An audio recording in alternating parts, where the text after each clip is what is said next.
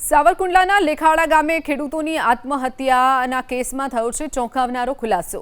હની ટ્રેપમાં ફસાઈ જતા ખેડૂતે જીવન ટૂંકાવ્યાનો ઘટસ્ફોટ થયો છે।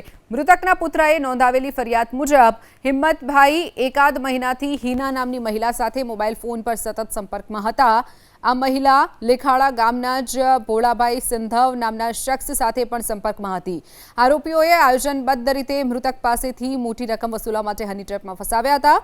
કાવતરા મુજબ મહિલા ખેડૂતની વાડીએ પહોંચી હતી અને બંને ત્યાં હાજર હતા ત્યારે જ બે અજાણ્યા શખ્સોએ ત્યાં ધસી આવ્યા અને મૃતકને ડરાવી ધમકાવી 3 લાખની માંગણી કરી। તે સમયે જ બાજુની વાડીના માલિક રોહિત વેકરિયાએ મધ્યસ્થી કરવાનો ડોળ કરી 1.5 લાખ રૂપિયામાં મામલો થાળે પાડવાનું નક્કી કર્યું।